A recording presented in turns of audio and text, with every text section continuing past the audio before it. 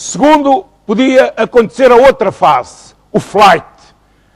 A Graça, perante o pânico, fugia e saía do palco. A Graça interpretou o terceiro ponto, que qualquer treinador ou recrutador anda golosamente à espera. Como é que ela funciona na adversidade? Como é que ela reage? E vocês viram como ela reagiu. E o curioso é que pessoas como a Graça passam a vida a dizer, na minha opinião, mal, que têm medo e que não têm confiança. Isto não é verdade. E começo por vos contar uma história num recrutamento meu, de um atleta, queria recrutar entre duas alternativas, dois norte-americanos, em que um verdadeiro Adonis, musculado, alto, forte, luzidio, diria eu, se apresenta em campo e põe-se debaixo da tabela, salta e não se agarra ao ar, agarra-se à parte de cima da tabela, o que atleticamente é um feito espetacular. E toda a rapaziada que estava comigo no recrutamento ficou verdadeiramente hipnotizada com aquele espetáculo. O segundo candidato, que veio a ser posteriormente o melhor ressaltador e um dos atletas mais marcantes da Liga Profissional Portuguesa de Basquetebol, de seu nome, obviamente o primeiro nome não digo, de seu nome, este segundo, Gerard Miller, quando entrou no pavilhão, não sei se alguns de vocês já tiveram esta imagem, mas quando entrou no pavilhão parecia um guarda republicano de camisola de alças e calção curto. Porque ele era oriundo da montanha e era branco daqui até aqui, queimado daqui para baixo. Era branco daqui até aqui, queimado daqui para baixo. Magro, esquelético, não saltava nada. E ainda por cima tinha um bigode horroroso. Então, toda a rapaziada que estava à minha volta disse, epá, o gajo não salta nada. Epá, o gajo tem... Mas eu vi um bocadinho a jogar como tinha visto o outro e disse, vamos recrutar este. E este é a minha graça, passa a expressão, o que significa, portanto, que eu, depois da sua intervenção, a recrutava pura e simplesmente. Está bem? Uma salva de palmas para a Graça, por favor.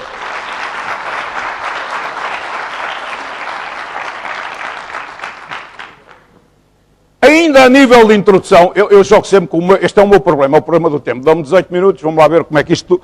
Mas pronto, ainda ao nível de introdução, aconteceu nesta sala uma coisa contra a qual eu me revolto arduamente. Umas vezes com sucesso, outras nem por isso. Que são os famosos atrasos que eu detesto. E detesto porque nos andam a procurar convencer disto e de outras coisas, que o drama da atual realidade social é este, é que nos tentam convencer de coisas que são verdadeiros mitos e que temos que lutar contra eles. E o mito em questão é o mito de que em Portugal é cultural chegar atrasado. E eu respondo sempre, bom, então, se é cultural, é porque se tornou um hábito. E toda a gente, eu não posso interagir com vocês, só vos posso fazer rir ou movimentar, mas não posso falar com vocês. Então, toda a gente, ou vocês não podem falar comigo, não percebeu a regra, mas é qualquer coisa a este nível. Portanto,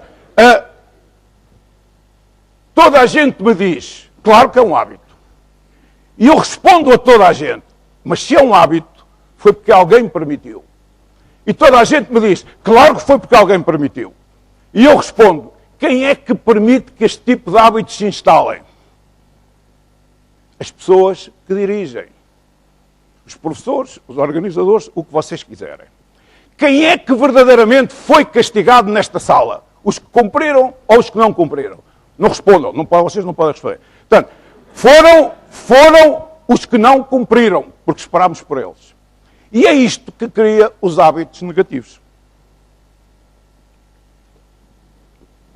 A diferença entre este tipo de cultura e aquele de onde eu provenho, toda a minha formação decorreu entre os treinadores profissionais norte-americanos, é que um treinador profissional norte-americano, meu amigo, me diz, acompanha este empresário que vai começar um trabalho na área do retalho da roupa, que é muito interessante. E lá fui eu acompanhar o empresário. primeira reunião da Comissão Executiva da empresa que ele ia passar a dirigir. Estavam previstos estarem 12 quadros executivos na reunião e à hora de começar a reunião estavam 6. E ele começou a reunião à hora. Depois de começar a reunião à hora, ficou claro para mim que ele só falava, só despachava com os 6 que tinham chegado a horas. Porque, entretanto, como acontece em todas as reuniões, os outros foram chegando. Ele, claramente, não lhes dirigia palavra. E a reunião durou. E eles abriram pastas e prepararam-se. O que é um facto é que os 6 que chegaram atrasados, ele não lhes dirigiu a palavra. E marcou próxima reunião. Na próxima reunião estavam 9. Uma variante. À hora de começar a reunião, ele disse, o António estava lá encostado mesmo à porta, não te importas, fechas a porta, e o António fechou a porta. E ouviu-se bater na porta, muitas vezes, que eram os 3 atrasados. E ele disse, António, não te levantes, não abres a porta, a reunião prossegue. Vocês não podem responder, de modo que eu tenho que fazer uma pergunta e responder eu. Quantas pessoas estavam, quando ele marcou a terceira reunião, na terceira reunião? 12. Todos. E nunca mais faltaram às reuniões e cumpriram o horário sempre. Sabem porquê?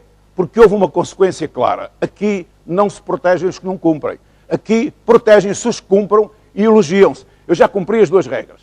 Já dei o meu elogio, o reconhecimento à graça, e já chamei a atenção que a culpa de sistematicamente, e vocês não estão doentes, o que aconteceu nesta sala em relação aos atrasos, não é uma questão de vocês estarem doentes, é uma questão nacional, porque quem dirige ainda não percebeu a responsabilidade que tem. E aqui entra a minha responsabilidade. Eu estou aqui para vos sensibilizar, para, dentro do possível, com o tempo que tenho, que vai avançando, dentro do possível, cada um de vocês pense e intervenha cada vez mais como treinador. Vai-vos ajudar tremendamente na vida e eu vou procurar explicar-vos o que é pensar em intervir como treinador. O treinador sabe isto. Tudo se treina. Desde que a gente treine como se joga, tudo se treina. Portanto, é possível melhorar em tudo. Não há limitações quanto à nossa melhoria. Agora, eu tenho que treinar. Porque, quando começamos a fazer o que quer que seja, e lamento se estou a desiludir alguns de vocês, quando começamos somos todos muito maus. Não há ninguém que ao começar seja bom. Somos todos muito maus. E os que estão nesta sala, que por saberem alguma coisa, ou já terem feito alguma coisa pouca, estão convencidos que são bons, desenganem-se a tempo. Porque, para começar, somos todos muito maus. Eu, por exemplo, quando comecei a ser treinador, conforme vocês sabem, os treinadores grande aprendizagem, os treinadores acompanham a equipa a jogar, de fora não jogam. Portanto, o treinador não joga, quem joga são os jogadores. Então, mas eu ainda não tinha percebido isto. E então lá estava eu a ver o jogo, com toda a atenção, e havia um jogador que lançava de um sítio que não devia. Fazia qualquer coisa que não devia. Neste caso, um lançamento. E eu levantava-me e dizia, não! E vocês sabem o que é que acontecia muitas vezes? A bola fazia, entrava. E ali estava o treinador ridículo a dizer que não a uma coisa que tinha sido eficaz. Rapidamente eu aprendi, espera, quando eles estão a jogar, observa, depois questiona-os, ajuda-os a refletir e ajuda-os a melhorar, ensina-os. Mas não intervenhas diretamente enquanto eles estão a atuar, porque aí não vais ter hipótese nenhuma, são eles que jogam, não és tu. Aprendizagem importante. Outra aprendizagem importante nos Estados Unidos foi que um amigo meu, um dia, num treino, está a desenvolver um exercício que me deixou petrificado. Ele andava com uma bola abaixo do braço e cada vez que apanhava um jogador distraído, bum, enfiava-lhe uma bolada no nariz. E eu, nunca tinha visto o exercício, fiquei, e no final, mas havia outra coisa que acontecia que me deixava, esse então é que me deixava completamente gelado, que era, cada jogador que levava com a bola no nariz, primeiro agarrava a bola, e só depois é que tratava do nariz. Não sei se algum de vocês já, não respondo, não sei se algum de vocês já levou com uma bola no nariz, mas levar com uma bola no nariz dói, é uma dor lancinante. E aqueles jogadores estavam treinados a levar com bolas no nariz, a agarrar a primeira bola e só depois a tratar do nariz. No fim do treino eu fui perguntar ao treinador, o que é isto? Eu nunca tinha visto isto. E ele disse-me, este é o meu famoso exercício da bola no nariz. famoso exercício da bola no nariz. Eu não conheço nenhum exercício da bola no nariz. Pois não, foi criado no final da época passada. E é aqui que está a mensagem. Aquele treinador tinha perdido um campeonato, porque no jogo final, a poucos segundos do fim, está a ganhar, 4 segundos ou 5 do fim, está a ganhar, num jogo de basquete a 4 segundos do fim, uma equipa a ganhar de posse de bola, se conservar a posse de bola, já ganhou. Devem estar, espero eu, devem estar jogadores de basquete na sala, já ganhou. Estão a passar a bola uns aos outros porque já ganharam. Só que o jogador falhou um passe e acertou no nariz de um colega da equipa. E o colega da equipa fez aquilo que qualquer ser humano faz quando leva com uma bola no nariz, que é agarrou-se ao nariz. Quando se agarrou ao nariz, a bola rolou. Quando a bola rolou, a outra equipa apanhou a bola, fez um contra-ataque, meteu um cesto e dizia ele, furioso, perdemos um campeonato porque e disse o palavrão respectivo, levou com a bola no nariz e em vez de primeiro garantir a posse da bola, agarrou-se ao nariz. E depois fez um sorriso rasgado e disse-me assim, isto é pensar e intervir como um treinador. Se eu quero que vocês adquiram um hábito e o apliquem automaticamente, eu tenho que vos treinar nesse hábito. Naquele caso, para ele era claro. Não perco, disse-me ele, Jorge, há uma coisa que eu te garanto, não perco mais nenhum campeonato por um jogador levar com a bola no nariz. Porque a partir de agora, todos eles são preparados a levar com a bola no nariz e a conservar a posse da bola primeiro. Está claro? Os mais sensíveis podem dizer, ai, que exagero. O exagero é este. Podem-se perder campeonatos por levar com a bola no nariz. O exagero é este. Pode-se fazer uma figura e ficar traumatizado para a vida se não se reagir como a Graça reagiu. Não sei se ela tem treinado, possivelmente a vida ensinou a treinar isto, mas é neste raciocínio. Querem ter boas respostas? Treinem. E se treinam, têm que ter treinadores. E é com esses treinadores que vocês se habituam a ter os hábitos e os comportamentos que são necessários para ser eficaz no momento de pressão. A neurociência atualmente já demonstrou. Eu, sob pressão, recupero os hábitos antigos, a não ser que já os tenha substituído por hábitos novos. Todos os hábitos que eu tenho maus vêm ao de cima quando eu estou sob pressão. Imaginem o problema que isto pode ser. Muito bem. Um grande mestre meu, isto é o tempo que falta, não é? Espetáculo. Um grande mestre meu, chamado John Wooden, norte-americano, um dia interrogado por um jornalista, o jornalista, como sempre, aquelas perguntas que eles gostam tanto de fazer, John, tu recrutas jogadores altos, fortes e rápidos, não é? Uma excelente pergunta, conforme vocês estão a verificar. E o John disse, eu altos não me interessa que tenham 2,20 metros. Eu quero é saber a que altura é que eles querem jogar. No fundo, eu quero saber que ambição é que eles têm. Eu fortes não me interessa que eles sejam como o Arnold Schwarzenegger. Eu quero saber quão fortes eles são de um ponto de vista mental e quão agressivos é que eles são de um ponto de vista mental. E não preciso que eles corram os 100 metros em 9 segundos e meio. O que eu preciso é que eles tomem decisões sob pressão o mais rápidas possível. E acreditem, e se calhar alguns de vocês já passaram por essa experiência, que é isto que hoje aqueles que vos querem recrutar andam à procura. E esqueçam, sem deixar de ser importante, que eu não quero exagerar a esse nível. É importante saber, é importante ler, é importante ir a workshops, isso é tudo importante. Mas se fosse aí que estava a diferença, todos vocês, e ao longo do tempo, muita gente era boa e, como sabem, isto não se passa. A Graça, de alguma maneira, aflorou um bocado esta questão. Não é uma questão de saber, é uma questão de fazer. E este fazer significa que eu tenho que treinar como se joga por esta razão. Porque eu, na hora própria, tenho que fazer aquilo que é preciso. Foi o que ela fez. Imaginem que ela não tinha feito. É isto que tem que ficar claro. Depois, para os mais apressados, esta ideia muito clara, hoje é expressa em todos os livros, e há por aí imensa literatura sobre isso, das investigações na área das neurociências. Meus queridos e minhas queridas, querem ser excelentes? olhem para a vossa frente e pensem assim. Todos os estudos até hoje efetuados daqueles que chegaram à excelência comprovam que só depois de 10.000 horas e 10 anos de vida sob treino exigente e rigoroso é que a maioria dessa gente lá chegou. Portanto, aqueles que começaram agora, que já estão convencidos que são muito bons, etc., esqueçam.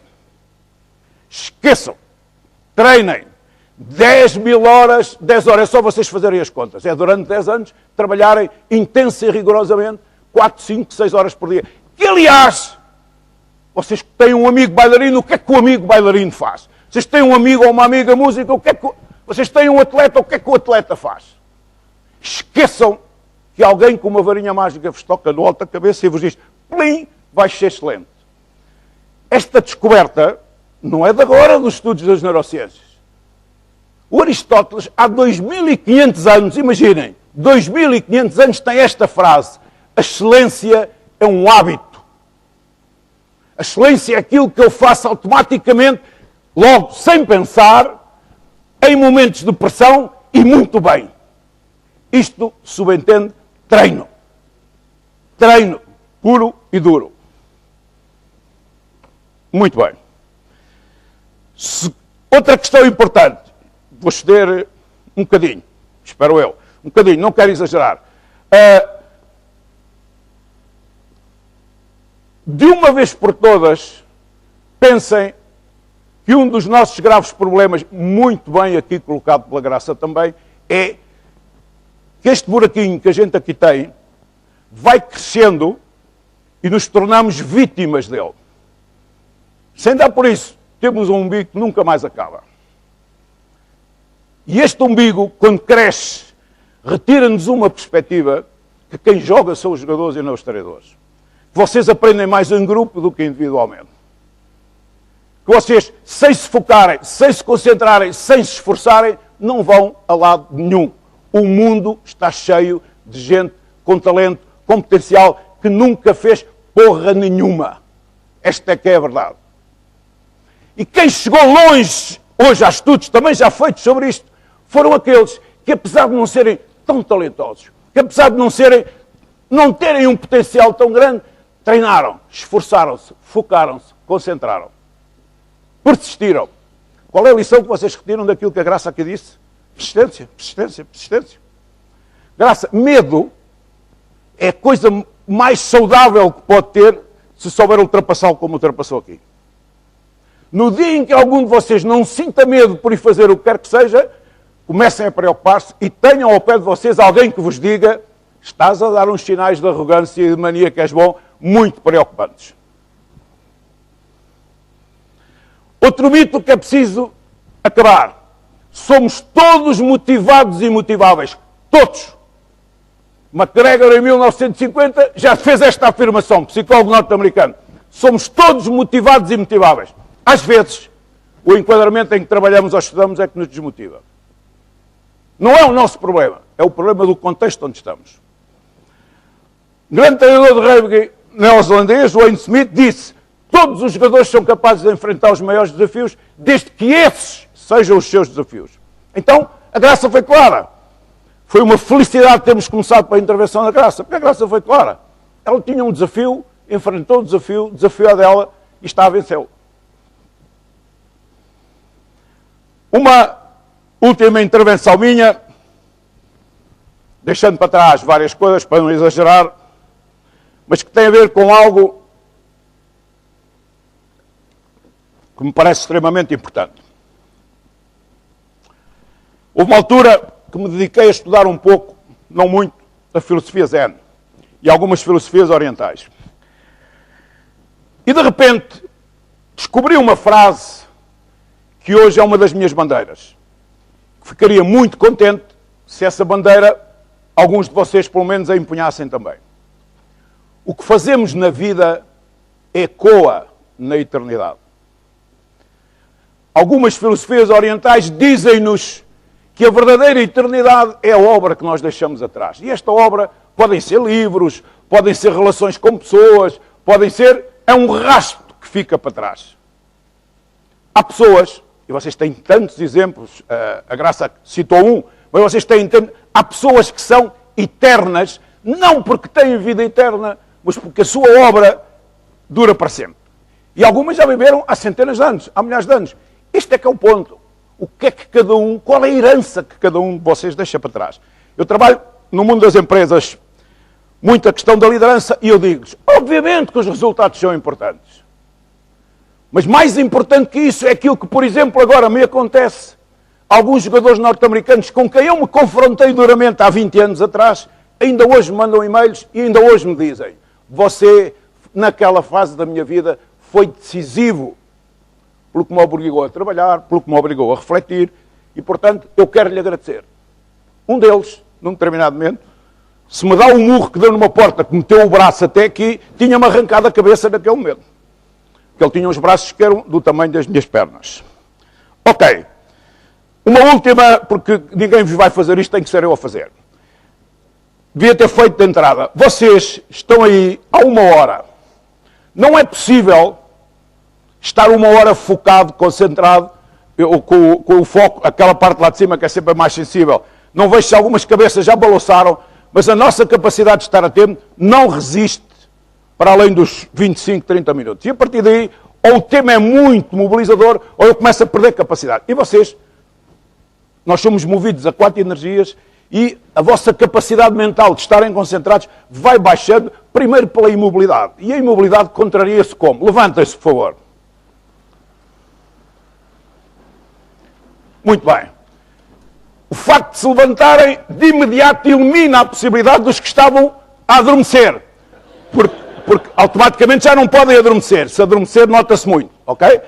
Segundo, a razão por que vocês perdem essa capacidade é que a vossa imobilidade retira-vos o sangue e a circulação sanguínea do cérebro. Então, é preciso que ela regresse. Primeiro movimento decisivo que socialmente, desde pequenino, não nos deixam fazer e que é um movimento básico. Espreguiçar. Espreguiçar. Façam o favor de espreguiçar. Espreguicem-se mesmo, à vontade. Sem que... Esqueçam o social. Exatamente. Com uma mão, com a outra, com o computador. Exato. Exatamente. A outra coisa que está escrito, que ajuda muito a recuperar, é os movimentos circulares dos braços à frente e atrás. Façam um favor. Movimentos circulares dos braços à frente e atrás. Exatamente. E o último, que todos conhecem, é o saltitar. Façam o favor de saltitar. Muito bem. Ok, podem sentar-se. Em princípio, recuperaram a pilha para, pelo menos para a próxima intervenção. Vamos a ver o resto. E termino com a história do brinco. Ouviu-se lá na sala, toda a gente, tens de contar a história do brinco. Ok, eu conto a história do brinco. E as senhoras vão babar-se todas. A história do brinco envolve como não podia deixar de ser uma mulher. Aproxima-se a data dos meus 60 anos e a minha companheira de sempre, com quem eu vivia, agora já vão 30 e tal anos, naquela altura vivíamos há quase 30 anos os dois, e continuámos naquela perfídia que às vezes vos caracteriza, conhecendo o Jorge Araújo como ela conhecia, estando em desacordo absoluto com o acto de formalizarmos o nosso casamento, num jantar romântico, diz-me, com um sorriso parecido com esse, não era bem, mas era um sorriso parecido com esse, com aquele sorrisinho que elas adotam na hora-chave, e diz-me assim, Jorge, se tu usares brinco a partir da próxima data do teu aniversário de 60 anos, eu caso-me formalmente contigo. Terríveis. Terríveis. Ela sabia que o treinador Jorge Araújo, a última coisa na vida que podia admitir era passar a usar brinco. Mas eu já estava na fase de vida de uma grande maturidade e principalmente de uma preocupação de não passar a vida a dizer coisas que eu não cumpro. E eu já andava na fase de dizer que uma das chaves da nossa vida é a nossa flexibilidade perante a mudança, é a capacidade de mudar. E eu disse, que caralho, ok, muito bem. E perante o espanto dela, eu respondi, seja assim, a única coisa que eu quero garantir contigo é que esse brinco passe a funcionar como aliança, porque eu aliança não vou usar. O brinco é aliança. Logo, os meus brincos têm que ser argolas para simbolicamente representarem a aliança. Mas o que é importante, que tem tudo a ver também com uma das mensagens que eu vos quero deixar, é que eu durante 6 meses vivi uma agonia absoluta.